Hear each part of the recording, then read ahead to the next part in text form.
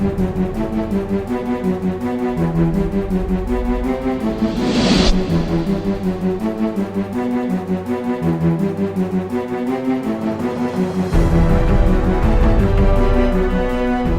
2. Getting America to Buy the Scam Called Agenda 21.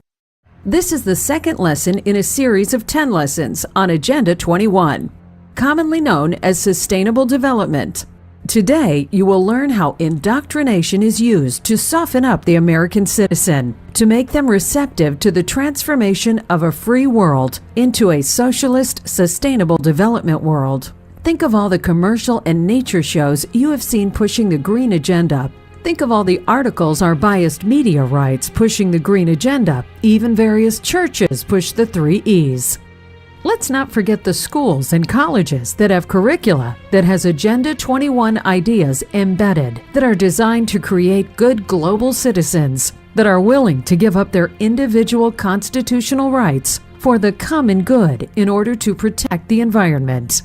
As you combine all of these strategies with the overly generous and trusting nature of most Americans, and the reality that many Americans are not paying any attention to politics, you can then understand why sustainable development policies, which on the surface seems harmless, have soaked into the fiber of American thinking.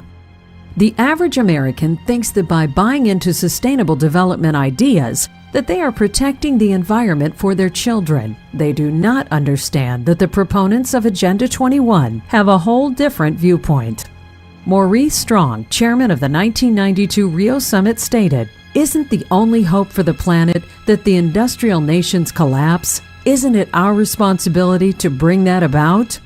Or the quote by Judy Bari of Earth First, "If we don't overthrow capitalism, we don't have a chance of saving the world ecologically. I think it is possible to have an ecology-sound society under socialism. I don't think it's possible under capitalism." The proponents of Agenda 21 may or may not be concerned about the environment, but they all agree capitalism and the American dream must be eliminated. Do you really think that the average American citizen believes that by going along with policies that seem to benefit the environment, that they are putting their way of life and prosperity, and that of their children, in harm's way? Once enough Americans are indoctrinated, it is much easier for the government to get these Americans to accept the heavy regulatory burden that will be required to fully implement Agenda 21 policies. The use of thousands of sustainable development regulations is proof that Agenda 21 cannot be implemented voluntarily. The written regulations began in 1993 when President Clinton created the Presidential Council on Sustainable Development. Through the recommendations of this council, sustainable development policies were put into every single federal agency. Unfortunately, the efforts to control us now extend beyond the federal government. Grants from the federal government are helping to move sustainable development policies into the state and local governments. At this point in time, virtually every state or local governments has some type of sustainable development regulations on their books. Amortization of non-conforming use is a particular evil regulation. If new green home codes are adopted in a community and then applied to older homes, instead of allowing the older homes to be grandfathered, then the owners of the older homes must make the necessary upgrades to come into compliance. Those improvements may create a home that, using today's term, is underwater. Of course, there is always the possibility that the homeowner cannot afford the upgrades. In that case, the home may be confiscated. An equally scary regulation is likely coming down the pike. It is one that will force homeowners to pay a tax based on the amount of impervious surface located on their property. This regulation is based on the idea that an impervious surface, like a roof or concrete driveway, is preventing rainwater from absorbing into the ground. Using the precautionary principle discussed in Lesson 1, just the possibility that preventing water from soaking into the ground might cause harm to the environment is enough of an excuse to create regulation to prevent it.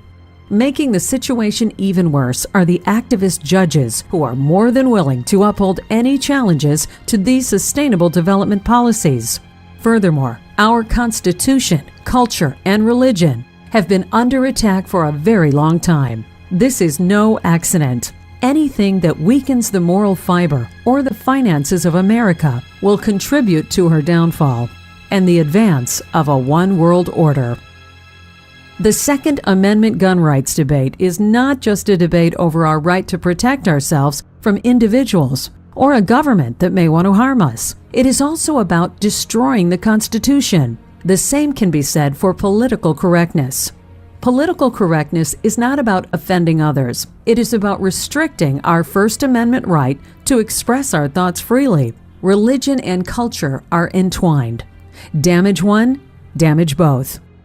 The United States is the only country where the Constitution is based on God-given rights. The fewer people who believe in God, the fewer people who will understand the importance of rights granted by God rather than man. If God gives us our rights, then only God can remove them. Also, if religion is eliminated from our culture, another hit to the Constitution, there will be no moral compass to guide our citizens. That makes it much more likely that citizens will look to their government for direction. For example, many people today, by fighting harder to protect an endangered species of animal than protecting the life of an unborn human, proved that they have been indoctrinated to value animal life over human life, and that they have been conditioned to accept the guidance of a government that fights aggressively to keep the funding to Planned Parenthood flowing for abortion services, rather than create policies that support intact families. To support the reality that human life has little if any value is this quote from Dave Foreman, co-founder of Earth First. Among environmentalists sharing 2 or 3 beers, the notion is quite common that if only some calamity could wipe out the human race, other species might once again have a chance. Now add to this if the population has been educated in their schools to be good global citizens who value diversity and the common good, instead of people who value individual rights and the free market system, then the population may go willingly into a socialist one-world order without a whimper. Of course, it is impossible to create a one-world order if borders are not eliminated. You might ask yourself, are the European countries really sovereign anymore? Really sovereign anymore now that they have formed the European Union? After all, they all share the same currency, have a free flow of people across their borders, and share many of the same regulations and socialist policies. Then there is the North American continent, where treaties like the North American Free Trade Agreement and our very open borders threaten the sovereignty of the U.S. You might ask yourself, if countries voluntarily combine with other countries to make a larger governmental entity, would that not make it much easier to combine those blocks into a one-world government? However, we must not forget that the U.S. government was designed to be strongest at the local level. Federal policies have resulted in cash-starved local governments. That makes the local governments easily bribed with grant money, not just grant money from the states and federal government, but also from regional governments. Regional governments are cropping up at an amazing speed. Over time, might these regional governments, with their unelected boards, using our tax dollars, strip away the sovereignty of our city and county governments, and thereby undermine our 250-year-old political structure, consequently making it easier to ease the U.S. into a global governance system? Still, you say, we are a strong country and would never allow the loss of our local control or national sovereignty. A country loses control of its destiny when it loses control of its finances. We, like Greece, must dance to the tune that others play. If we are allowed, or even pushed over the edge financially, and cannot pay our debts to foreign countries, cannot maintain a strong military, cannot pay our enormous entitlements, is it not conceivable that outside powers could force us to merge with them? Or perhaps our own people will willingly, in a belief that the United Nations is our friend, push for this solution. So in this second lesson, I have tried to explain how the American people have been made to buy the scam that is Agenda 21 through indoctrination and regulation and the ongoing destruction of our value system, borders, economy, and constitution, with the ultimate goal of creating a global governance system where all human behavior and wealth will ultimately be under strict control. In Lesson 3, you will learn how sustainable development policies steal the rural lands from our citizens, Or to quote the 1976 United Nations Habitat Conference report, private property ownership is also a principal instrument of accumulation and concentration of wealth, and therefore contributes to social injustice. Public control of land use is therefore indispensable. Note, it is strongly suggested you make use of the supplemental materials for Lesson 2 before going on to Lesson 3.